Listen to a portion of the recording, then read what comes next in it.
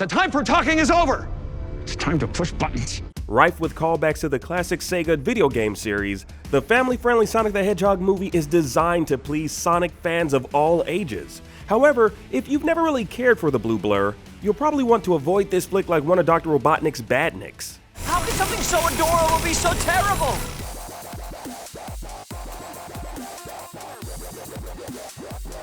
The premise that finds this freakishly fast character on Earth rightfully doesn't take itself too seriously. Forced to flee his homeworld to escape villains trying to use his super speed for evil, teenage Sonic has lived in hiding in the town of Green Hills, Montana for a decade. While not exactly the Green Hill Zone fans may remember from the original 1991 game, it is a nice homage to the sprawling paradise found in the first level of the Sega Genesis classic.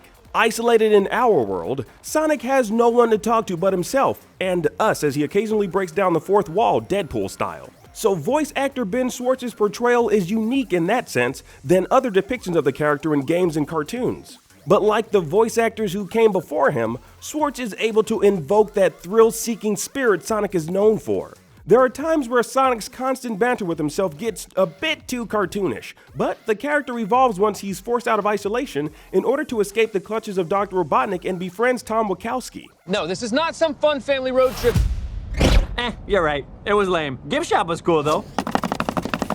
From there, the plot is as straightforward as the 1991 Genesis game. Gotta go fast, make a mad dash to collect the rings, defeat the villainous Dr. Robotnik, and then on to the next act. But there's an additional element to round out the overarching story. It's a movie about friendship. James Marsden's Tom is looking for a little more purpose in his life, while Sonic is looking for a connection. They both find what they're looking for in each other while on the run from Dr. Robotnik.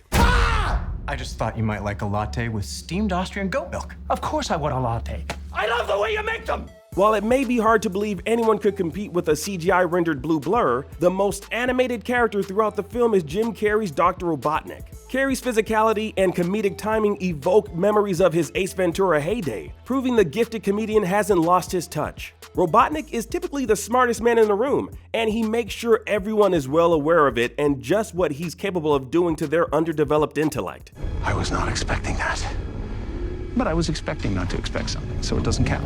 The film does suffer from employing too many visual effects we've seen used countless times before, often with more creativity. For example, many may remember the scene from X-Men Days of Future Past where Quicksilver cleverly shifts things around while running. You've seen it done before, it's just now it's got, Sonic. Although it's hard not to love the little blue guy throughout, Sonic's personality just isn't enough to overcome such worn-out ideas. All right, I heard you the first time. You don't have to pile it on. Good grief. Sonic the Hedgehog is more successful when it comes to nailing references to the source material. Director Jeff Fowler does an exceptional job stuffing in as many Easter eggs from the Sonic games as possible, to the point where hardcore Sonic fans may have to watch the movie more than once to catch them all. If you're a Sonic fan worried whether this movie can truly encompass the nearly 3-decade history of Sonic the Hedgehog, don't be. While it's lacking in some of the deeper cuts in Sonic lore, such as trapped animals and aggressive robots and mystical emeralds, the essentials are all here. And the highly publicized and game-accurate redesign of the title character should keep fans more locked into the story of the fastest thing alive than distracted by his off-putting original look. So, you're supposed to be Tom's best friend that he won't shut up about. Well, I don't see the appeal. That is very gross. While this family-friendly action comedy suffers from a simplistic story and leans too heavily on tired visual cliches, Sonic the Hedgehog is nevertheless boosted by solid performances from Ben Schwartz and Jim Carrey. Their ongoing cat-and-mouse game is entertaining, and passionate fans of the Sega franchise should appreciate all the nods to Sonic's history. Make no mistake, this frantically paced film is made first and foremost for Sonic fans.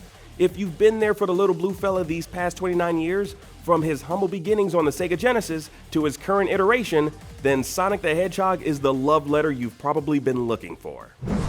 For more reviews, check out what we thought of Birds of Prey and Bad Boys for Life. And as always, be sure to follow and subscribe wherever you like to watch IGN.